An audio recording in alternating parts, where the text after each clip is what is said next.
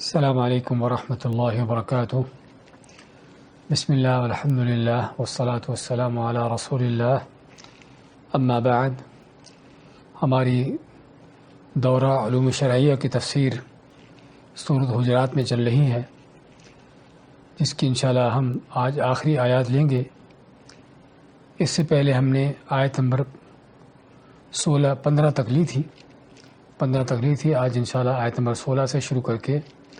سورت کے آخر تک انشاءاللہ مکمل کرتے ہیں۔ اعوذ باللہ من الشیطان الرجیم، قل اتعلمون اللہ بدینکم واللہ یعلم ما فی السماوات وما فی الارض واللہ بکل شیء علیم، یمنون علیک ان اسلموا قل لا تمنوا علی اسلامکم بل اللہ یمن علیکم ان ہداکم للایمان ان کنتم صادقین، ان اللہ یعلم غیب السماوات والارض واللہ بصیر بما تعملون۔ قل کہہ دیجئے، اتعلمون اللہ، کیا تم اللہ کو علم دینا چاہتے ہو، اللہ کو سکھانا چاہتے ہو، بدینکم، اپنے دین کے بارے میں، واللہ، جبکہ اللہ تعالیٰ وہ ذات ہے، یعلم، جو جانتا ہے، ما فی السماوات، جو کچھ آسمانوں میں ہے، وما فی الارض، اور جو کچھ زمین میں ہے، واللہ بکل شیء علیم، اور اللہ تعالیٰ ہر چیز کو خوب جاننے والا ہے۔ یمنون علیک ان اسلموا، یمنون، یہ احسان جتلاتے ہیں، علیک، تم پر، ان اسلموا، اس بات کا کہ یہ لوگ اسلام لائے۔ قل کہہ دیجئے، لا تمنوا علی اسلامکم، لا تمنوا، نہیں احسان جتلاؤ، علی، مجھ پر، اسلامکم، اپنے اسلام لانے کا، بل اللہ، بلکہ اللہ تعالیٰ، یمن علیکم، تم پر احسان کرتا ہے، ان ہداکم للایمان، کہ اس نے جو تم کو ہدایت دی ایمان کے لیے، ان کنتم صادقین، اگر تم واقعی سچے ہو۔ ان اللہ، بے شک اللہ تعالیٰ، یعلم، جانتا ہے، غیب السماوات والارض، آسمان و زمین کے غیب کو، واللہ بصیر بما تعملون، اور اللہ تعالیٰ خوب دیکھنے والا ہے جو تم عمل کرتے ہو۔ سورۃ الحجرات کی آیت نمبر 16 سے 18 تک، جو کہ اس کی آخری آیات ہیں، ان کا ترجمہ اور تلاوت پیش کی گئی ہے۔ فرماتا اللہ تعالیٰ، قل اتعلمون اللہ بدینکم، کہہ دیجئے، کیا تم، تعلمون کس سے ہے، علم یعلم تعلیما، کہ کسی چیز کا سکھانا پڑھانا، تو کیا تم اللہ کو تعلیم دینا چاہتے ہو اپنے دین کے بارے میں؟ اور یہاں پر تعلیم کا یا علمہ کا لفظ کیوں استعمال کیا؟ یہ کیوں نہیں بتایا، فرمایا کہ تم بتانا چاہتے ہو، تخبرون؟ تو اس بارے میں یہ ہے کہ جن اعراب کا، جن دیہاتیوں کا ہم نے سابقہ آیتوں میں ذکر پڑھا ہے کہ مدینہ سے باہر سے کچھ لوگ آئے، بنو اسد، بنو خزیمہ وغیرہ کے یہ لوگ تھے، اور مدینہ میں آنے کا ان کا مقصد کوئی اسلام سے محبت یا اللہ اس کے رسول کی خاطر ہجرت نہ تھا، بلکہ دنیاوی مفادات تھے۔ لیکن انہوں نے آ کے پہلا کام تو یہ کیا کہ ایمان کا دعویٰ کر دیا کہ ہم مومن ہوتے ہیں، اور پھر مزید یہ کہ یہ لوگ آ کے آپ سے کہنے لگے کہ لوگ آپ سے لڑتے ہیں، جنگ کرتے ہیں، اور ہم آپ پر ایمان لا کے اسلام قبول کیا ہے اور ہم مومن ہو گئے ہیں۔ تو اس پر اللہ تعالیٰ ان کو فرماتا ہے کہ تم اللہ کو تعلیم دینا چاہتے ہو اپنے دین کے بارے میں، اور ان کا یہ کہنا بار بار تھا، کیونکہ تعلیم اور علم کا انداز کیا ہوتا ہے کہ اس میں کسی چیز کو بار بار سکھایا پڑھایا جاتا ہے، تو ایسے ہی یہ لوگ بھی جیسے کہ اپنے اسلام جو لائے تھے، قبول اسلام کیا تھا انہوں نے ظاہراً، اس کا بار بار اظہار کر کے جیسے کہ اللہ کو سکھانا چاہتے ہوں کہ ہم مسلمان ہو گئے ہیں. تو اور یہ کوئی شک نہیں، اللہ کے ساتھ ایک بہت بڑی بے ادبی کا انداز ہے کہ اللہ تعالیٰ کو بتائیں کہ میں یہ کر رہا ہوں اور میں یہ کام کر چکا ہوں، اور اللہ تعالیٰ وہ ذات ہے جسے اللہ تعالیٰ اسی آیت میں واللہ یعلم ما فی السماوات وما فی الارض، جبکہ اللہ تعالیٰ وہ ذات ہے جو جانتا ہے آسمان و زمین کی ہر بات کو، اور وہ ہر چیز پر خوب اس کا علم رکھنے والا ہے. واللہ بکل شیء علیم، اور اللہ تعالیٰ تو ہر چیز کو خوب اچھی طرح جانتا ہے کہ جس سے آسمان و زمین کی کوئی ذرہ برابر چیز چھپی نہیں رہتی، اور آسمان و زمین کی کوئی آسمان کی بلندیوں میں چیز ہو یا زمین کی گہرائیوں میں ہو، کہیں پر بھی چیز کیوں نہ ہو، ہر چیز اللہ کے سامنے ہے، اللہ کے علم میں ہے، اللہ اس کو جانتا ہے. اور نہ کہ صرف اس کو جانتا ہے جو ہو چکی ہے اور جو موجود ہے، بلکہ اللہ تو اس کو بھی جانتا ہے جو اب یہ چیز ہونے والی ہے. اللہ نے مخلوقات ابھی انسان کو پیدا بھی نہ کیا تھا، پیدا کرنے سے پہلے ہی انسان، جس پیدا ہونے والے انسان نے جو کچھ کرنا تھا نیکی برائی، اللہ کو اس کا علم تھا، اور اللہ نے اپنے اس علم کے مطابق ہر چیز انسان کی لکھ دی ہے. تو کیا پھر اس اللہ کو بتانے کی ضرورت ہے کہ میں کیا کر رہا ہوں اور کیا کرنے جا رہا ہوں؟ یعنی تم اس اللہ کو سکھلانے چلے ہو کہ تم مسلمان ہو، مومن ہو. تو حقیقت میں اللہ کے ساتھ ایک بہت بڑی بے ادبی کا یہ انداز، جس پر اللہ تعالیٰ ان بدو دیہاتیوں کو ادب سکھاتا ہے اور ان کو ڈانٹ پلاتا ہے، اور فرماتا ہے قل کہہ دیجئے اتعلمون اللہ بدینکم، یہ بار بار تم جو اسلام کے دعوے کرتے ہو کہ ہم مسلمان ہو گئے، مومن بن گئے، کیا تم اللہ کو سکھانا بتانا چاہتے ہو کہ تم مسلمان ہو گئے ہو؟ جبکہ اللہ تعالیٰ تو وہ ذات ہے جو آسمان کی اور زمین کی ہر چیز کو جانتا ہے، اور وہ ہر چیز کو خوب اس کا علم رکھنے والا ہے. تو اس اللہ کو کچھ بتانے کی ضرورت نہیں کہ میں کیا کر رہا ہوں. اور یہ آیت حقیقت میں انسان کو ایک بہت بڑا سبق دیتی ہے اس لحاظ سے کہ جس اللہ کے ساتھ اس کا معاملہ ہے، وہ اللہ کس قدر کائنات کی ہر چیز کو باریکی سے جاننے والا ہے، اور انسان کی کوئی بات، کوئی اس کی حرکت، کوئی اس کی چیز، حتیٰ کہ اس کے دل کے خیالات بھی اس اللہ سے مخفی چھپے نہیں ہیں. تو اس اللہ کے ساتھ انسان کو کس قدر خالص مخلص ہو کر چلنے کی ضرورت ہے، کس قدر اپنی حرکات و سکنات میں اس اللہ کا مراقبہ کرنے کی، اس اللہ کو ہمیشہ سامنے رکھنے کی ضرورت ہے کہ جو اللہ اس کی انسان کی ہر بات کو جانتا ہے، تو کیسے انسان اللہ سے کوئی چیز چھپا سکتا ہے. تو ایک طرف تو ہم کو تربیتی حوالے سے یہ سبق ملتا ہے اس آیت کا کہ انسان کو اللہ کے ساتھ کس قدر اخلاص کی ضرورت ہے، مخلص ہو کر چلنے کی ضرورت ہے، چاہے لوگوں کے سامنے ہو یا اکیلا ہو، روشنیوں میں ہو، اندھیروں میں ہو، اور کہیں پر بھی کیوں نہ ہو، آسمان کی بلندیوں میں ہو، زمین کی گہرائیوں میں ہو، کسی بھی جگہ پر کیوں نہ ہو، اللہ اس کو ہر وقت دیکھ رہا ہے، اللہ اس کو ہر وقت جانتا ہے، اس کی حرکات و سکنات کو. تو اس لیے انسان کو ضرورت ہے اس اللہ کو ہر وقت اپنے سامنے رکھنے کی، اللہ کا ڈر، خوف، تقویٰ اپنے اندر پیدا کرنے کی. اور ہم لوگ خصوصاً آج کے دور میں، اگرچہ پہلے دور میں بھی یہ چیزیں ہوتی تھیں، لیکن آج کے دور میں ان چیزوں کا معاملہ اور بڑھ کے ہمارے سامنے ہے. اور وہ کیا ہے کہ بہت سی وہ چیزیں ہیں، بہت سے وہ گناہ ہیں کہ جو ہم لوگوں کے سامنے کرنے کے لیے تیار نہیں ہوتے، لیکن لوگوں کی نظروں سے ہٹ کر ہم وہ گناہ کر رہے ہوتے ہیں. اور خصوصاً آج کا سوشل میڈیا اور یہ موبائل، اور ان پر جو طرح طرح کی اسلام کے دشمنوں نے اس کے اندر بے حیائی، بدکاری کی ایسی چیزیں ڈال دی ہیں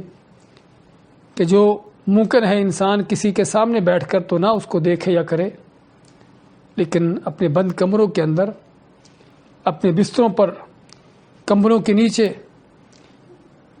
کہ جہاں سمجھتا ہے کہ شاید اس کو کوئی دیکھنے والا نہیں، وہاں پر انسان اگر اللہ کا ڈر خوف تقویٰ دل میں نہیں ہوتا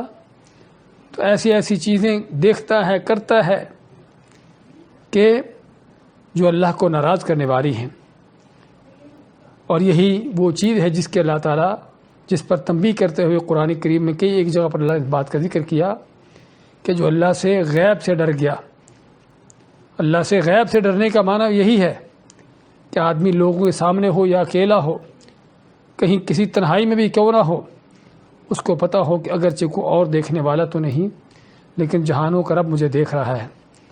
اس کو میری باتوں کا علم ہے کہ میں کیا کر رہا ہوں۔ اور یہی وہ تربیت تھی جو نبی کریم صلی اللہ علیہ وسلم نے صحابہ اکرام جس پر ان کی تربیت کی، اور صحابہ اکرام بھی اپنے اہل و عیال کی، اپنے گھر والوں کی اسی چیز پر تربیت کرتے، احفظ اللہ یحفظک، کہ تو اللہ کی حفاظت کر، اللہ تیری حفاظت کرے گا۔ اللہ کی حفاظت کا معنی کہ ہمیشہ اللہ کو اپنے سامنے رکھ، ہمیشہ اللہ پر تیری توجہ ہو، تیرے دل دماغ میں ہو کہ اللہ تجھے دیکھ رہا ہے۔ تو اگر اللہ پر تو توجہ دے گا، اللہ کا خیال ہمیشہ تو رکھے گا، تو پھر اللہ تعالیٰ بھی تیرا خیال رکھے گا۔ جہاں تجھے ضرورت ہے اللہ کی مدد کی، اور انسان کو ہر لمحے اللہ کی مدد کی ضرورت ہے، اور خصوصاً مشکل اوقات میں اگر تو اللہ کی حفاظت کر رہا ہوگا، ہر وقت تو نے اللہ کو اپنی نگاہ میں رکھا ہے، اللہ کو سامنے رکھا ہے، اللہ کا ڈر خوف دل میں ہر وقت سمایا ہے، تو اس کا نتیجہ کیا ہوگا کہ اللہ تعالیٰ بھی پھر تیرے ساتھ ہوگا، اللہ کی مدد نصرت بھی تیرے ساتھ ہوگی۔ تو یہ وہ منہج ہے کہ جس پر نبی کریم صلی اللہ علیہ وسلم صحابہ اکرام کی تربیت کرتے تھے، اور ضرورت ہے انسان کو اپنے اندر یہ چیز پیدا کرنے کی۔ تو بات کر رہے تھے اس آیت کا سب سے پہلا اور بہت بڑا سبق ہم کو جو ملتا ہے وہ اللہ کا ڈر خوف، جس کو عربی میں مراقبے کا نام دیا جاتا ہے۔ مراقبہ کا معنی کہ اللہ تعالیٰ کو اپنے سامنے رکھنا، ہمیشہ اللہ کو نگاہ میں رکھنا، اور اللہ کا ڈر خوف ہمیشہ دل دماغ پہ چھایا ہو، سمایا ہو۔ اور جب یہ چیز ہوتی ہے تو انسان زبان سے وہی بات کہتا ہے جو اللہ کو راضی کرنے والی ہو، آنکھوں سے وہی چیز دیکھتا ہے کہ جس پر اللہ راضی ہو، کانوں سے وہی بات سنتا ہے کہ جس میں اللہ کی ناراضگی نہ ہو۔ ناممکن ہے کہ اللہ کا ڈر خوف رکھنے والا، اللہ کا مراقبہ کرنے والا، اس کو یہ بھی پتہ ہو کہ اللہ مجھے دیکھ رہا ہے اور میں خود اللہ کو دیکھ رہا ہوں، اور پھر وہ اللہ کی نافرمانی کرے۔ اور یہی وہ توحید ہے، یہی وہ اخلاص ہے جس کی تعلیم دیتے ہوئے نبی کریم صلی اللہ علیہ وسلم نے فرمایا کہ احسان کیا ہے؟ ان تعبد اللہ کأنک تراہ۔ احسان کا درجہ یہ ہے کہ تو اللہ کی عبادت ایسے کر جیسے تو خود اللہ کو دیکھ رہا ہے، اور یہ نہیں تو کم از کم یہ ہو فإن لم تکن تراہ فإنہ یراک، کہ اللہ تجھے دیکھ رہا ہے۔ تو بات کر رہے تھے اس آیت کا ہم کو سب سے بڑا جو سبق ملتا ہے وہ یہ ہے کہ انسان کو کس قدر ضرورت ہے ہر وقت اللہ کو اپنے سامنے رکھنے کی، اللہ پر توجہ رکھنے کی، اللہ کو اپنے دل دماغ میں سمانے کی، اور اللہ کا ڈر خوف ہمیشہ اس کے سامنے ہو۔ اور دوسرا بڑا سبق جو ملتا ہے وہ کیا ہے؟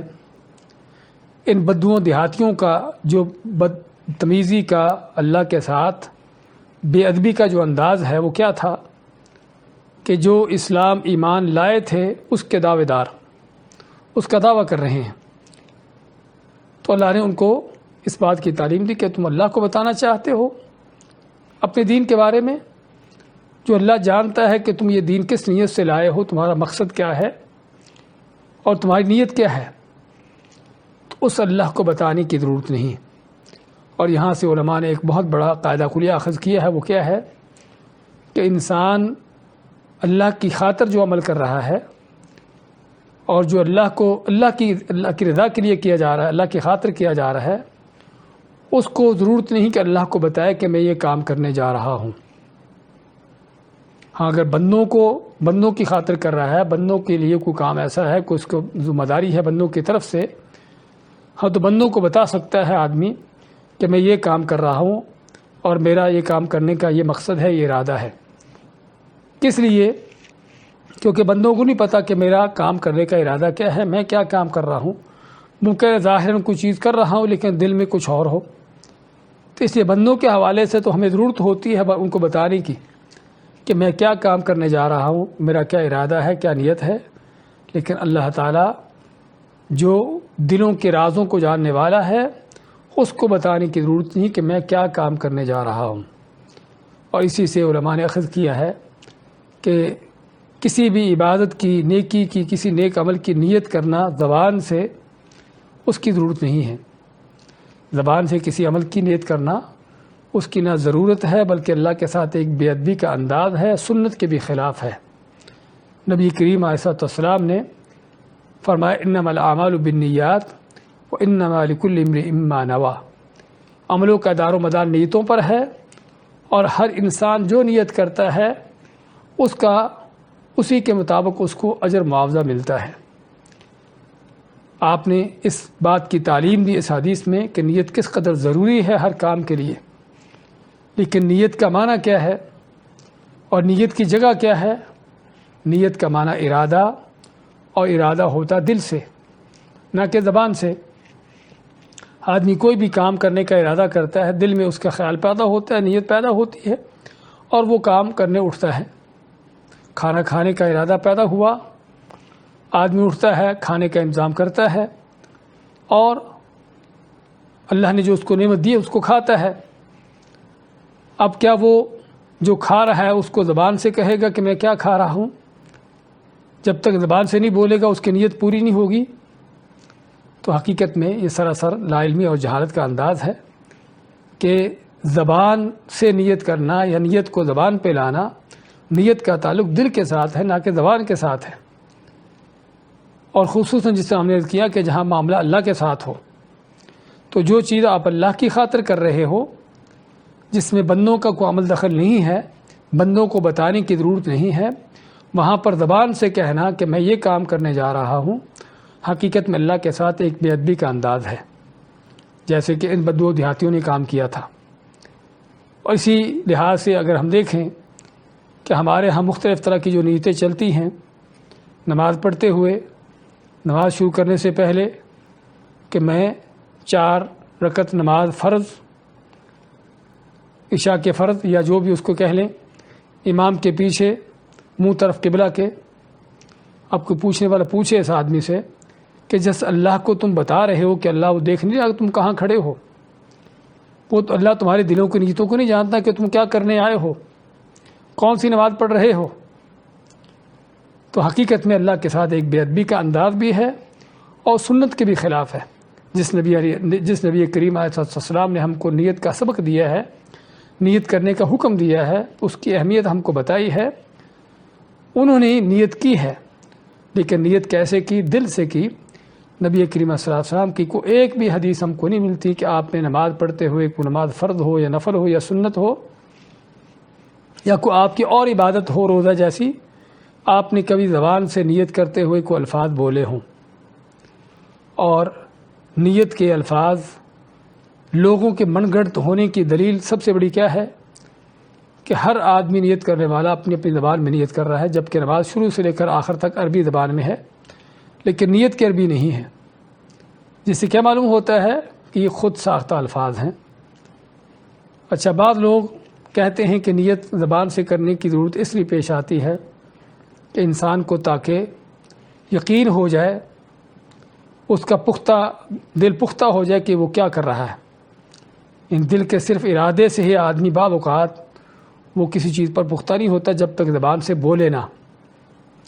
ہم کہتے ہیں یہ بھی وہ ایک وہم کی وسوسے کی شکل ہے کہ جس کی اجازت نہیں ہم کو، جس کی ضرورت نہیں۔ اور اگر زبان سے الفاظ کہنے میں کوئی خیر ہوتی یا اس میں کوئی بہتری ہوتی یا نیت میں مزید پختگی پیدا ہوتی تو سب سے پہلے یہ تعلیم نبی کریم علیہ السلام ہم کو دیتے، کیونکہ آپ نے کیا فرمایا کہ اللہ تعالیٰ نے جس نبی رسول کو بھی بھیجا ہے، ہر نبی رسول کا یہ فرض ہوتا تھا کہ اپنی امت کے لوگوں کو ہر خیر کا کام ان کو بتائیں، جس میں ان کی خیر و بھلائی ہے، اور ہر وہ چیز جس میں ان کے لیے کوئی شر ہے، نقصان ہے، اس سے ان کو تنبیہ کریں، اس سے ان کو بچائیں۔ تو اس لیے رسول کریم علیہ السلام نے امت کے لیے کوئی خیر کا کام نہیں جو چھوڑ دیا ہو، جو نہ بتایا ہو۔ تو اگر آپ نے نیت کرنے کا حکم دیا، خود بھی نیت کی، تو زبان سے الفاظ نہیں کہے، بولے، تو اس کا معنی یہ ہے کہ نیت کا تعلق دل سے ہے، چاہے وہ نماز کی ہو، روزے کی ہو، یا کسی بھی اور عبادت کی ہو۔ تو بات کر رہے تھے اس آیت کا دوسرا ہمیں جو سبق ملتا ہے بہت بڑا، وہ یہ ہے کہ انسان کو اللہ کی خاطر کو عمل کرتے ہوئے زبان سے بول کر بتانے کی ضرورت نہیں کہ میں کیا کرنے جا رہا ہوں۔ اللہ کو اپنے کیے ہوئے کام کا علم سکھانے کی ضرورت نہیں ہے۔ ہاں، وہ کام جو آپ بندوں کی خاطر کر رہے ہیں، بندوں کی خاطر کرنے کا معنی کہ آپ کی کوئی ذمہ داری ہے، کوئی ڈیوٹی ہے، کوئی کام کر رہے ہیں جو آپ کو ذمہ دار لگایا گیا ہے، تو وہاں آپ کہہ سکتے ہو لوگوں کو بھی میں یہ کام کر رہا ہوں، تاکہ ان کو پتہ چلے کہ آپ کیا کرنے جا رہے ہو، آپ کا کیا ارادہ ہے۔ لیکن اللہ جو علیم بذات الصدور ہے، اس کو کچھ بتانے کی ضرورت نہیں ہے۔ تو قل کہہ دیجیے اتعلمون اللہ بدینکم، کیا تم اللہ کو اپنے دین کے بارے میں سکھانا بتانا چاہتے ہو؟ واللہ یعلم ما فی السماوات وما فی الارض، جبکہ اللہ تعالیٰ تو وہ ذات ہے کہ جو جانتا ہے ما فی السماوات، جو کچھ آسمانوں میں ہے، آسمان کی بلندیوں میں، وما فی الارض، اور جو کچھ زمینوں میں ہے اس کی گہرائیوں میں، واللہ بکل شیء علیم، اور اللہ تعالیٰ ہر چیز کو خوب علیم ہے، جاننے والا ہے، بہت اچھی طرح جانتا ہے۔ تو ضرورت ہے انسان کو اس اللہ کے ساتھ اسی انداز سے معاملہ کرنے کی جو اللہ کی اس آیت میں صفات اور عظمتیں بیان ہوئی ہیں، کہ اللہ کا علم کیا ہے، کہ اللہ تعالیٰ ہر چیز کو خوب جانتا ہے۔ تم تو بہت بڑے انسان ہو، اس کی حرکات و سکنات تو کیا چھپ جانی۔ اللہ تعالیٰ تو زمین کی گہرائیوں میں کسی پتھر کے تہ میں جو کیڑا مکوڑا ہے، وہ جو چیونٹی ہے جو اندھیری رات میں کسی پتھر پر چل رہی ہے، کالے پتھر پر چل رہی، اللہ تعالیٰ عرشوں پر ہونے کے باوجود اس چیونٹی کے چلنے کی آواز بھی سنتا ہے، اس کو بھی دیکھتا ہے۔ تو کیسے تم انسان کی حرکات و سکنات اس اللہ سے چھپی رہ جائیں گی؟ کیسے تم اپنے آپ کو اس اللہ سے چھپا سکو گے؟ تو جس طرح ہم نے پہلے عرض کیا کہ بہت بڑا سبق ملتا ہے انسان کو اس آیت میں، اللہ کا مراقبہ کرنے کا، اللہ کا خیال کرنے کا، اللہ پر اپنی توجہ دینے کا، اور ہمیشہ اللہ کا ڈر خوف اپنے دل میں بٹھانے کا۔ اس کے بعد ما یمنون علیک ان اسلموا، من یمنو احسان جتلانا، انہی دیہاتیوں کی بات چل رہی ہے۔ یمنون علیک ان اسلموا، یہ احسان جتلاتے ہیں تم پر اس بات کا کہ یہ اسلام لائے، انہوں نے اسلام قبول کیا۔ قل لا تمنوا علی اسلامکم، تو اللہ نے فرمایا کہ قل کہہ دیجئے نبی علیہ السلام، لا تمنوا علی اسلامکم، مجھ پر اپنے اسلام کا احسان نہ جتلاؤ۔ بل اللہ یمن علیکم ان ہداکم للایمان، بلکہ اللہ تعالیٰ ہے جو تم پر احسان کرتا ہے کہ جو تم کو ایمان کی ہدایت دی، ان کنتم صادقین، اگر تم سچے ہو۔ مسند بزار والا کی حدیث ہے جسے عبداللہ بن عباس رضی اللہ تعالیٰ عنہ روایت فرماتے ہیں کہ بنو اسد کے یہ لوگ بدو دیہاتی آپ صلی اللہ علیہ وسلم کے پاس آئے اور کہنے لگے، یا رسول اللہ اسلمنا وقاتلک الناس او قاتلک العرب، کہ ہم آپ کے دین کو، اسلام کو قبول کر رہے ہیں، کہ جب کہ عرب کے لوگ آپ سے جنگ و جدال، آپ سے قتال کرتے ہیں، ولم نقاتلک، اور ہم نے آپ سے کوئی جنگ نہیں کی۔ یعنی ان کا کہنے کا مقصد کہ لوگ آپ سے جنگیں کرتے ہیں، آپ کو ان سے جنگیں لڑنا پڑتی ہیں، تب وہ اسلام لاتے ہیں، لیکن ہم بغیر کسی جنگ و جدال کے، بغیر کسی لڑائی جھگڑے کے ہی آپ کے دین کو قبول کر رہے ہیں، آپ کے دین کو اپنا رہے ہیں، اور اس کا معنی کہ ہم آپ پر احسان کر رہے ہیں کہ جو آپ کا دین قبول کر لیا۔ تو آپ نے جب ان کی باتیں سنی تو جس طرح روایت میں ہے فرمایا کہ ان فقہہم قلیل، کہ یہ لوگ بڑے بیوقوف قسم کے ہیں، ان کو کوئی سمجھ بوجھ نہیں ہے، بڑی تھوڑی عقل ان کی۔ وَإِنَّ الشَّيْطَانَ يَنطِقُ عَلَىٰ أَلْسِنَتِهِمْ، اور شیطان ہے جو ان کی زبانوں سے بول رہا ہے۔ یعنی ایسی باتیں کہتے ہوئے انسان کو شرم کرنا چاہیے کہ نبی کریم صلی اللہ علیہ وسلم یا اللہ تعالیٰ پر احسان جتلانا کہ ہم نے تیرا دین قبول کر لیا، اور اس لیے فرمایا کہ یہ ان کو کوئی سمجھ بوجھ نہیں، بیوقوف قسم کے لوگ ہیں، کیونکہ عقل مند آدمی ناممکن ہے کہ ایسی بات کہے۔ کس لیے کہ حقیقت میں اللہ تعالیٰ نے جس طرح اس آیت میں فرمایا ہے بل اللہ یمن علیکم ان ہداکم للایمان، بلکہ اللہ تعالیٰ تم پر احسان کرتا ہے کہ جو اس نے تم کو ایمان کی ہدایت دی، تو انہوں نے اسلام قبول کر کے اسلام میں داخل ہو کر اللہ پر کوئی احسان نہیں کیا، اور اللہ پر احسان ہو بھی کیسے سکتا ہے کہ اللہ وہ ذات ہے کہ جس کے بارے میں اللہ تعالیٰ فرماتا ہے حدیث قدسی میں کہ یا عبادی، اے میرے بندو، لو ان اولکم و آخرکم، اگر تمہارے پہلے آخری، و انسکم و جنکم، اور انسان اور جن، کانوا علی اتقى قلب رجل واحد منکم، تم میں سے کسی ایسے آدمی کی طرح ہو جائیں جو سب سے زیادہ متقی پرہیزگار دل کا ہو، ما زاد من ملکی شیئا، اللہ فرماتا ہے کہ تم سبھی کے سبھی شروع سے لے کر آخر تک، صرف انسان ہی نہیں بلکہ جن بھی، سبھی اس طرح کے ہو جاؤ کہ سبھی متقی نیک ہو جاؤ، تو اللہ فرماتا ہے کہ میری بادشاہت میں، میری عظمت شان میں کوئی ذرا برابر کوئی زیادتی نہ ہوگی۔ اور اس کے مد مقابل اللہ فرماتا ہے یا عبادی، اے میرے بندو، لو کان اولکم و آخرکم و انسکم و جنکم، تمہارے پہلے آخری جن و انسان سبھی کے سبھی، کانوا علی افجر قلب رجل واحد منکم، تم میں سے کسی ایسے آدمی کی طرح ہو جائیں کہ جو سب سے زیادہ بدماش، بدکار، بے حیا ہو، فاجر و فاسق ہو، اس کی طرح کہ تم سبھی کے سبھی ہو جاؤ، ما نقص ذلک من ملکی شیئا، تو یہ سارا تم سبھی کا کافر بے ایمان ہو جانا، فاجر و فاسق بن جانا، اللہ فرماتا ہے کہ یہ سبھی کا سبھی اس سے میری ملکیت میں، میری شان میں، میری عظمت میں کوئی بال برابر کمی پیدا نہیں ہوگی۔ صحیح مسلم کی اس حدیث میں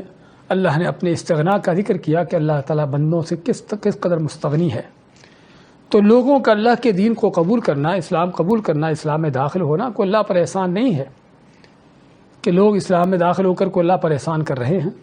اگرچہ ہر زمانے کے جاہلوں کا انداز یہ رہا ہے اور آج بھی ہے۔ آج بھی آپ کسی کو کہہ دو بھی چلو نماز پڑھنے چلے، تو اگر وہ آپ کے کہنے پر نماز کے لیے چل پڑتا ہے تو آپ دیکھو گے کہ وہ کس طرح نماز پڑھنے کے بعد آپ کے اوپر جیسے اس نے احسان کر دیا ہو اس طرح سے نظر آئے گا، اور ممکن ہے زبان سے بھی وہ ایسے الفاظ کوئی کہہ دے کہ دیکھیے آپ نے نماز کا بولا تھا، آپ نے نماز کا کہا تھا، تو میں آپ کے کہنے پر نماز پڑھ لی، یعنی اس نے نماز پڑھ کے آپ کے اوپر احسان کر دیا، اور یہ ہے کسی کے جاہل ہونے کی دلیل، کسی کے احمق ہونے کی دلیل۔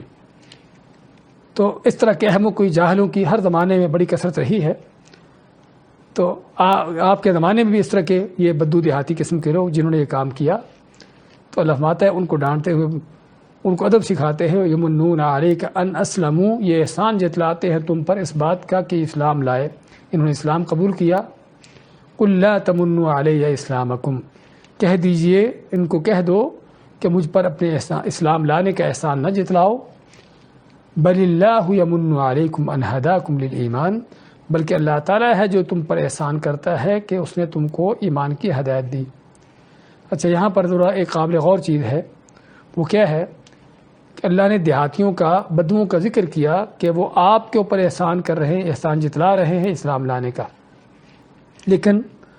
آپ سے اللہ تعالیٰ فرماتے ہیں کہ ان کو یہ کہہ دو کہ اللہ نے تم پر احسان کیا ہے۔ یہ کیوں نہیں کہا کہ میں نے تم پر احسان کیا ہے کہ میں نے تم کو جو اسلام کی طرف رہنمائی کی، تم کو اسلام کی تعلیم دی اور اسلام لانے کی ترغیب دلائی، تو میں نے تم پر احسان کیا ہے کہ جو تم اسلام قبول کرو۔ اللہ کی طرف اس بات کو کیوں منسوب کیا؟ حقیقت میں قرآن ہمیں ایک ایک لفظ میں توحید کا سبق دیتا ہے۔ اللہ کی عظمت، اللہ کی شان و منزلت ایک مسلمان کے دل میں ہونی جو چاہیے، اور اللہ کے ساتھ جس طرح اس کا معاملہ ہونا چاہیے، قرآن کا ایک ایک لفظ مسلمان کو جگہ جگہ اس کی تعلیم دیتا ہے۔ تو یہاں پر بھی اگرچہ ظاہراً دعوت دینے والے نبی کریم صلی اللہ علیہ وسلم ہیں،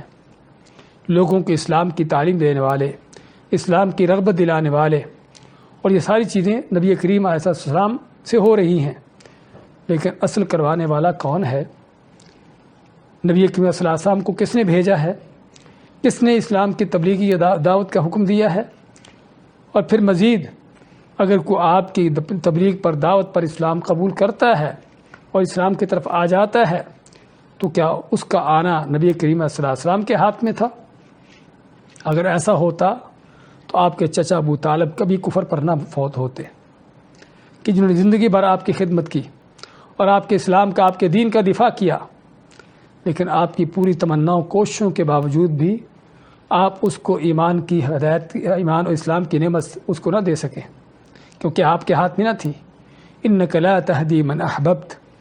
اے نبی صلی اللہ علیہ وسلم آپ جس کو چاہو ہدایت نہیں دے سکتے، ولکن اللہ یہدی من یشاء، لیکن اللہ تعالیٰ ہے وہ جسے چاہتا ہے ہدایت دیتا ہے۔ تو بات کر رہے تھے کہ یہاں پر چونکہ آپ کا کام صرف لوگوں کو دعوت دینے کا ہے، تبلیغ کرنے کا ہے، ان کو اللہ کا دین پہنچانے سنانے کا ہے، یہ وہ ہدایت جو ارشاد کی رہنمائی کی ہدایت ہے، لیکن توفیق ملنے کی ہدایت وہ صرف اور صرف اللہ کی ذات کے پاس ہے، اس کے ہاتھ میں ہے۔ اس لیے اللہ تعالیٰ نے اس چیز کو اپنی طرف منسوب کیا اور آپ کو فرمایا کہ آپ صلی اللہ علیہ وسلم کو فرمایا کہ بلکہ اللہ نے تم پر احسان کیا کہ جو تم کو ایمان کی ہدایت دی، ایمان کے رستے پر چلا دیا، ایمان کی نعمت سے نواز دیا۔ اگر اللہ تعالیٰ تم کو یہ ہدایت نہ دیتا تو تم ایمان نہ لاتے، اسلام کی طرف نہ آتے۔ تو کہنے کا مقصد ہمیں اللہ تعالیٰ نے ہمیں اپنی اس نعمت کا، اس کی پہچان کروائی ہے کہ یہ نعمت پر کرنے والا کون ہے؟ اللہ کی ذات ہے۔ کوئی دنیا کا بڑے سے بڑا اور نبی اکرم صلی اللہ علیہ وسلم سے بڑھ کر کون ہو سکتا ہے اللہ کی مخلوقات میں سے؟ جب آپ کے بھی اختیار میں نہیں کسی کو ہدایت دینا، کسی کو ایمان پر لگانا چلانا، تو اور کون ہے جو یہ چیز کر سکتا ہو؟ تو اس میں اللہ تعالیٰ کی اس خاص نعمت کا بیان کہ جو اللہ کی توفیق ہے خاص طور پر کسی بندے کے ساتھ، کہ اللہ اس کو ایمان کی ہدایت دیتا ہے، ایمان کی طرف اس کو لگاتا چلاتا ہے۔ اور اصل ہدایت یہ ہے اللہ تعالیٰ کے انسان کو پیدا کرنا بھی نعمت ہے، پیدا کرنے کے بعد انسان کی زندگی کے ساری ضروریات اس کو مہیا کر دینا بھی اللہ کی بہت بڑی نعمت ہے، اور بے شمار وہ نعمتیں جس میں انسان دن رات پلٹ رہا ہے، لیکن اصل کو اگر اللہ کی انسان پر سب سے بڑی نعمت ہے تو وہ ہدایت کی، ایمان کی نعمت ہے۔ اور اسی لیے ہم دیکھتے ہیں قرآن کریم میں اللہ نے اسی ہدایت کی، ایمان کی نعمت پر احسان کا ذکر کیا ہے کہ اللہ نے تم پر احسان کیا ہے۔ اللہ نے کہیں پر بھی آسمان و زمین کو پیدا کرتے ہوئے احسان کا نام نہیں دیا کہ آسمان و زمین پیدا کر کے ہم نے تم پر احسان کیا ہے۔ بندے کو، انسان کو بے شمار جو نعمتوں سے نوازا ہے، کبھی کہیں بھی دنیا کی نعمتوں کا ذکر کرتے ہوئے اللہ نے احسان کا نام نہیں لیا کہ ہم نے یہ نعمتیں تم کو دے کر احسان کیا ہے۔ لیکن اگر صرف اور صرف کسی نعمت کو دے کر احسان کا نام ذکر کیا ہے تو وہ نعمت کون سی ہے؟ ایمان کی، ہدایت کی نعمت۔ یہاں پر سورۃ حجرات کے آخری آیات کے اندر، اور اسی طرح سورۃ آل عمران میں نبی کریم صلی اللہ علیہ وسلم کی بعثت کے حوالے سے جو اللہ نے بیان فرمایا، لقد من اللہ علی المؤمنین اذ بعث فیہم رسولا من انفسہم، کہ یقیناً اللہ نے مومنوں پر بڑا احسان کیا کہ جو انہی میں سے رسول بھیجا۔ تو وہاں پر بھی احسان کے لفظ سے، تو آپ صلی اللہ علیہ وسلم کا آنا اور آپ کے ذریعے لوگوں کو ہدایت ملنا، یہ اصل اللہ کا احسان ہے کہ جس کو، اس احسان کو ہمیں پہچاننے کی ضرورت ہے۔ لیکن لوگوں کی مادی نظریں، ان کی مادہ پرستی، اس کا حال کیا ہے کہ ہم کو کھانے پینے کی، دنیا کے رہنے سہنے کی یہ مادی نعمتیں تو ہمیشہ نظر آتی ہیں، اور اللہ کے کئی بندے ہیں کہ جو ان کا شکر ادا کرتے ہیں، سمجھتے ہیں کہ مجھ پر اللہ کی نعمت ہے، لیکن کبھی اس بات کا احساس نہیں ہوتا کہ اگر اللہ نے مجھے کافر نہیں مسلمان بنا دیا ہے، اور مسلمان بنانے کے بعد بھی اللہ نے مجھ کو توحید و سنت کے رستے پر چلا دیا ہے، اور مجھ کو نیک عمل کی توفیق دے دی ہے، 5 وقت کی پابندی سے نماز پڑھنے کی، روزے رکھنے کی، قرآن کو پڑھنے کی، اور دین کے احکامات پر چلنے کی اللہ نے مجھے توفیق دے دی ہے، اور صحیح عقیدے پر اور سنت کے مطابق چلتے ہوئے، اور پھر مزید اللہ تعالیٰ نے اپنے دین پر چلنے کے لیے مجھے علم سیکھنے کی توفیق دے دی ہے، مجھے کوئی علم کی نعمت سے نواز دیا ہے، اور پھر مزید اس سے آگے بڑھ کر اس علم کو آگے لوگوں کو سکھانا، اس کی دعوت دینے کی بھی مجھ کو اللہ نے نعمت دے دی ہے، تو کبھی ہمیں ان نعمتوں کا احساس نہیں ہوتا، کبھی ہم ان چیزوں کو نعمت کی نظر سے نہیں دیکھتے کہ واقعی اللہ تعالیٰ کی یہ بھی کوئی نعمت ہے۔ اور اسی وجہ سے آپ دیکھو گے کہ بعض اوقات کو بڑا عالم دین، لیکن اس کی زبان پر ہمیشہ شکوے اور شکایتیں، کس بات کے؟ کہ مولوی کی تنخواہ تھوڑی کیوں ہے، ڈاکٹر کی زیادہ کیوں ہے، انجینئر کی زیادہ کیوں ہے؟ اور اس طرح کے شکوے و شکایتیں کہ یہ نہیں کبھی سوچا کہ میرا کام ہی اللہ کے لیے ہے، آخرت کے لیے ہے، دنیا کے لیے نہیں ہے، اور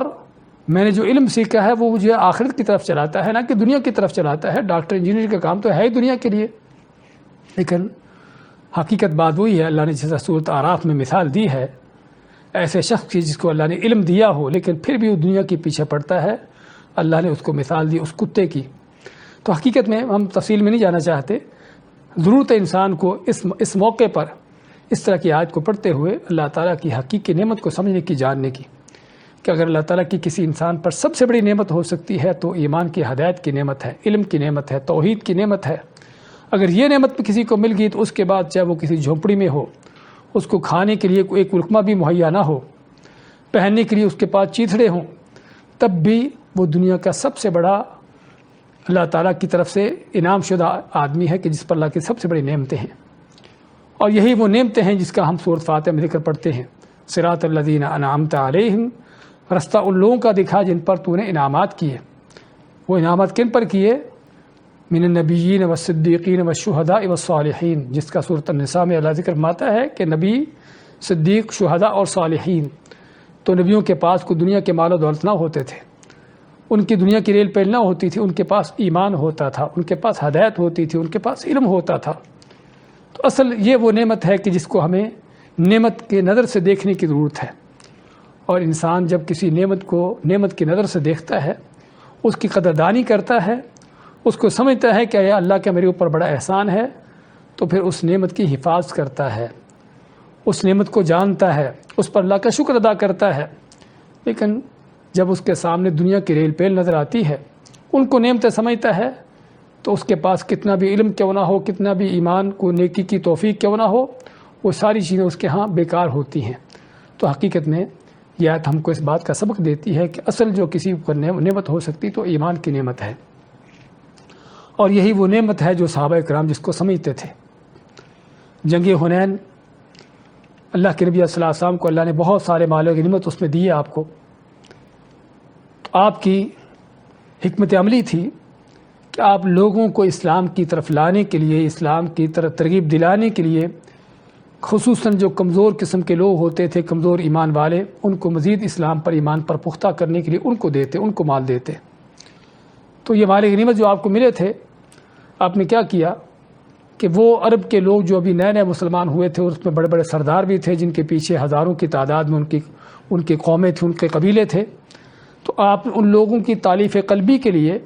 ان کو مزید اسلام کی ترغیب دلانے کے لیے ان لوگوں کو یہ مال غنیمت تقسیم کر دیے۔ اور مدینہ کے انصار کہ جو کہ نبی اکرم صلی اللہ علیہ وسلم کا 10 سال سے آپ کا ساتھ دے رہے تھے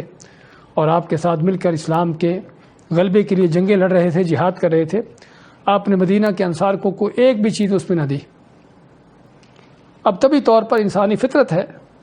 کہ آپ اگر دیکھیں کہ اوروں کو کوئی تقسیم کر رہا ہے، مال دے رہا اور آپ کو چھوڑ رہا ہے،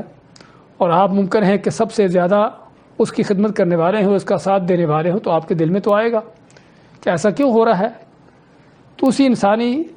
فطرت کے تقاضوں کے مطابق بعض صحابہ نے کوئی اس طرح کی باتیں کر دیں،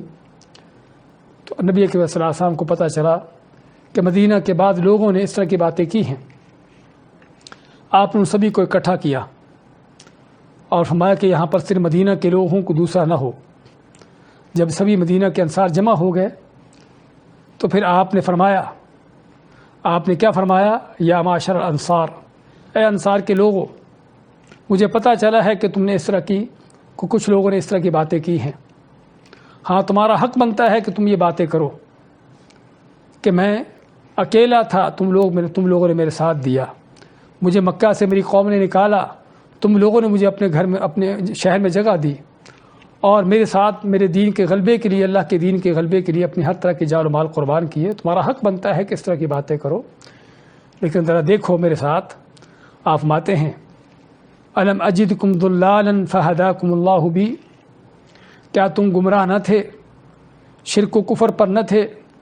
کہ اللہ نے میری وجہ سے تم کو ہدایت دی؟ وکنتم متفرقین، اور تم تفرقہ بازی میں اور دشمنی عداوتوں میں بٹے ہوئے تھے۔ تو فَأَلَّفَكُمُ اللَّهُ بِي، اللہ نے تم کو میری وجہ سے ایک کر دیا، ملا دیا، اور تمہارے اختلافات، تمہاری جنگیں ختم ہو گئیں۔ وَعَالَةً فَأَغْنَاكُمُ اللَّهُ بِي، اور تم فقیر اور غریب تھے، اللہ نے میری وجہ سے تم کو مالدار کیا۔ اور اس کی بیک گراؤنڈ کیا ہے؟ جہاں تک مدینہ والوں کا نبی کریم صلی اللہ علیہ وسلم کے آنے سے پہلے ان کا کفر شرک، یہ تو واضح ہے، اور مزید آپس کی ان کی جنگیں، ان کے اختلافات،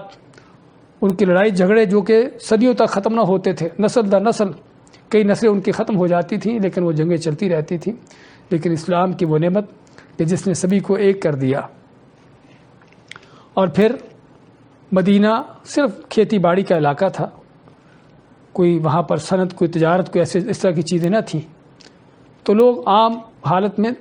غربت اور فقر فاقے میں تھے۔ لیکن نبی کریم صلی اللہ علیہ وسلم کے آنے کی وجہ سے اللہ نے جہاد کے رستے کھولے کہ جس جہاد میں مال غنیمت حاصل ہوا، اور ان مال غنیمت آنے سے مدینہ کے لوگ خوشحال ہو گئے، ان کے غربت اور فقر و فاقہ کا خاتمہ ہو گیا۔ اب سماتے ہیں کہ تم غریب و فقیر تھے کہ اللہ نے تم کو میری وجہ سے مالدار کیا۔ حدیث کے الفاظ ہیں کہ جب بھی نبی کریم صلی اللہ علیہ وسلم ان سے کوئی بات کہتے کہ تم ایسے تھے تو تم کو ایسے کیا اللہ نے، تو آگے سے مدینہ کے انصار کیا کہتے؟ اللہ و رسولہ امن، کہ اللہ اس کے رسول ہی کا احسان ہے۔ اس کے بعد آپ آخر میں کیا فرماتے ہیں کہ انصار کے لوگوں، کیا تم یہ بات پسند نہیں کرتے کہ اگر کوئی دوسرے لوگ اپنے گھر میں کوئی اونٹ بکری لے کے جا رہا ہو اور تم اپنے گھروں میں جاتے ہوئے اللہ کے نبی رسول کو ساتھ لے کے جاؤ؟ تو مدینہ کے انصار رو پڑتے ہیں۔ آپ نے ان کو اللہ کی نعمت کا احساس دلایا، یاد دہانی کروائی کہ تم کو اللہ نے جو ایمان کی نعمت دی ہے اور اللہ کے نبی رسول کی نعمت دے دی ہے، کہ اس سے بڑھ کر بھی کوئی دنیا کی چیز ہے جو تم لینا چاہتے ہو؟ اونٹ و بکریوں کی خاطر تم باتیں کرتے ہو؟ تو خیر، کہنے کا مقصد تو یہاں پر انسان کو اللہ کی ہدایت کی اس نعمت کا احساس ہونا چاہیے کہ اللہ کی ہدایت کی نعمت کتنی بڑی ہے۔ آج ایک مسلمان کو اس بات کا احساس ہونا چاہیے کہ دنیا میں کس قدر کفر ہے، دنیا کی کتنی آبادی ہے کہ جو اسلام کی نعمت سے محروم ہے۔ اگر اس کو اللہ نے اسلام کی نعمت دی ہے تو اللہ تعالیٰ کا اس کے اوپر کتنا بڑا احسان ہے۔ اور پھر مسلمان ہونے کے ساتھ ساتھ اس کو اللہ نے توحید اور سنت کے اس رستے پر چلا دیا ہے۔ تو یہاں پر بھی انسان دیکھے کہ مسلمان کہلانے والے کتنی بڑی تعداد ہے جو مسلمان کہلانے کے باوجود بھی شرک و بدعات میں پڑے ہیں، لیکن اللہ نے اس کو ان سے بچا کر توحید و سنت کے رستے پر چلا دیا ہے۔ پھر توحید و سنت پر چلنے والے کتنے لوگ ہیں کہ توحید تو ہے، سنت تو ہے، شرک تو نہیں کرتے، بدعات تو نہیں ہے، لیکن بدعملی ہے، نیکی کرنے کا کوئی جذبہ نہیں ہے۔ ایک اللہ نے کسی کو نیکی کا جذبہ دے دیا ہے، نیکی کی توفیق دے دی ہے، تو اللہ کا اس کے اوپر کتنا بڑا احسان ہے۔ پھر مزید کہ نیکی کرنے والے بھی ممکن ہے کہ جہالتوں کے ساتھ کر رہے ہوں، پتہ نہ ہو کہ میں کیا کر رہا ہوں۔ اللہ نے کسی کو علم کی نعمت سے نواز دیا ہے، علم سیکھنے کی توفیق دے دی ہے، علم کے رستے پر چلا دیا ہے، تو اس کے اوپر اللہ تعالیٰ کا مزید کتنا بڑا احسان ہے۔ اور پھر اس سے آگے بڑھ کر کہ اگر اللہ نے اس علم کو آگے سکھانے پڑھانے کی اس کو توفیق دے دی، دین کی دعوت کے رستے پر چلا دیا، اس کی توفیق دے دی، تو اللہ کا اس کے اوپر کتنا بڑا احسان ہے۔ تو اصل نعمت یہ ہے کہ جس نعمت کو ہمیں جاننے کی، اس کا احساس کرنے کی ضرورت ہے۔ اللہ تعالیٰ ہمیں اس آیت میں اسی نعمت کو اس کی یاد دلاتا ہے، فرماتا ہے یمنون علیک ان اسلموا، کہ بدو دیہاتی بیچارے جہالت کی وجہ سے، لا علمی کی وجہ سے آپ پر اپنے اسلام لانے کا احسان جتلاتے ہیں۔ قل لا تمنوا علی اسلامکم، کہہ دیجئے نبی صلی اللہ علیہ وسلم ان کو کہہ دیجئے کہ مجھ پر اپنے اسلام لانے کا احسان نہ جتلاؤ۔ بل اللہ یمن علیکم ان ہداکم للایمان، بلکہ اللہ تعالیٰ تم پر احسان جتلاتا ہے، احسان کرتا ہے کہ جو تم کو ان ہداکم، تم کو ہدایت دی، للایمان، ایمان کے لیے، ان کنتم صادقین، اگر تم واقعی ہیں سچے ہو اپنے ایمان میں، کہ واقعی سچے دل سے اسلام لائے ہو، مسلمان ہو گئے ہو، تو اللہ کی اس نعمت کو جانو کہ جو تم کو اسلام اور ایمان کی ہدایت کی نعمت مل گئی ہے، اس سے بڑی کوئی نعمت نہیں ہے۔ اس کے بعد فرمایا ان اللہ یعلم غیب السماوات والارض،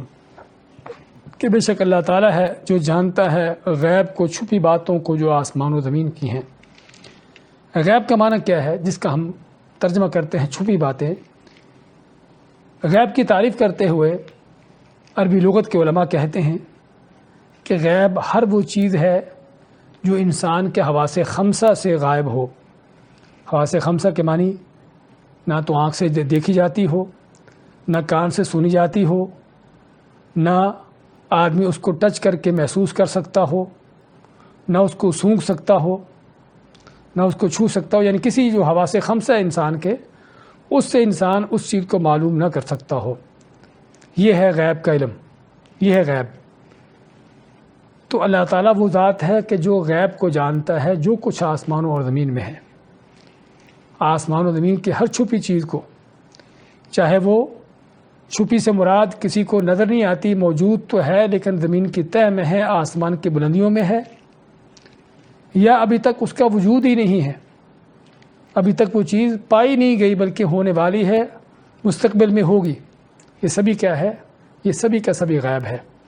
اس لیے علماء کہتے ہیں کہ غیب کی دو حالتیں ہیں، کہ یا تو مستور ہے، مستور کے معنی موجود تو ہے لیکن چھپی ہوئی ہے کسی جگہ، یعنی کہ چھپی ہے، موجود ہے، یا پھر محجوب ہے کہ ابھی تک اس کا وجود ہی نہیں ہے، ابھی تک ہوگی، مستقبل میں ہونے والی ہے۔ تو اللہ تعالیٰ وہ ذات ہے جو ہر طرح کے غیب کو جانتا ہے۔ آسمان زمین کی کسی طرح کی کچھ بھی باتیں ہیں، اللہ تعالیٰ ہر چیز کو جانتا ہے، اور یہ وہ غیب کہ جو صرف اللہ ہی کی صفت ہے، جو کسی مخلوق کو اس کو یہ غیب کا علم دینا یا اس کے پاس غیب کا علم ہونے کا دعویٰ کرنا، اس کو اللہ کے ساتھ شریک کرنا ہے۔ کیونکہ غیب کی یہ تعریف جو ہم نے کی ہے کہ وہ چیز جو صرف انسان کسی یعنی کہ اپنے حواس خمسہ سے کوئی چیز معلوم نہ کر سکتا ہو، اور صرف اپنے عقل دل دماغ سے اس چیز کو سمجھ لے، جان لے، ایسی چیز تو یہ کسی انسان کے کسی مخلوق کے بس میں نہیں ہے۔ کیونکہ انسان کو جو بھی معلومات ملتی ہیں اس کے ذرائع یا تو دیکھتا ہے یا سنتا ہے، محسوس کرتا ہے، سونگھتا ہے، کسی بھی انداز سے اس کو اس طرح سے معلوم ہوتی ہیں، لیکن یا تو نہ تو اس کو دکھائی گئی وہ چیز، نہ اس کو بتائی گئی، اور نہ کسی طرح سے اس کو علم ملا، خود بخود اس چیز کو جان لے، تو یہ وہ غیب کا علم جو کسی اللہ کے سوا کسی کو نہیں ہے، نہ کسی جن کو، نہ کسی فرشتے کو، نہ کسی انسان کو، نہ کسی نبی اور ولی کو۔ اور ہم اس طرح کی بات کر کے کوئی نبیوں ولیوں کی توہین نہیں کر رہے، بلکہ قرآن کا عقیدہ بیان کر رہے ہیں۔ اللہ تعالیٰ نے اس آیت میں بھی بیان فرمایا کہ بے شک اللہ تعالیٰ ہی ہے جو آسمان و زمین کے غیب کو جانتا ہے، اور پھر اس چیز کو دوسری آیات میں اور بھی واضح اور ٹھوس انداز سے بیان کیا۔ سورۃ النمل 20 پارے کے شروع میں اللہ تعالیٰ کیا فرماتا ہے؟ قُل لَا يَعْلَمُ مَن فِي السَّمَاوَاتِ وَالْأَرْضِ الْغَيْبَ إِلَّا اللَّهُ، کہہ دیجئے کہ آسمان و زمین میں غیب کو جاننے والا اللہ کے سوا کوئی دوسرا نہیں۔ اللہ کے مخلوقات میں اگر سب سے زیادہ کسی کو علم ہے تو نبی کریم محمد صلی اللہ علیہ وسلم ہے۔ اللہ نے آپ کی زبان سے ہی کتنی بار کہلوایا ہے کہ مجھے کوئی غیب کا علم نہیں۔ سورۃ اعراف کی آیات میں اللہ تعالیٰ کیا فرماتا ہے؟ قُل لَوْ كُنْتُ أَعْلَمُ الْغَيْبَ لَاسْتَكْثَرْتُ مِنَ الْخَيْرِ وَمَا مَسَّنِيَ السُّوءُ، کہ اگر مجھے غیب کا علم ہوتا تو میں بہت خیر کرتا اور مجھے کبھی کوئی نقصان نہ پہنچتا، کبھی کوئی تکلیف نہ آتی۔ لیکن ہم دیکھتے ہیں کہ نبی کریم صلی اللہ علیہ وسلم کو تکلیفیں آئیں، آپ پر طرح طرح کے بہتان بازیاں ہوئیں، الزام لگے، آپ کی بیوی حضرت عائشہ رضی اللہ تعالیٰ کے اوپر بہتان لگا کہ جس پر آپ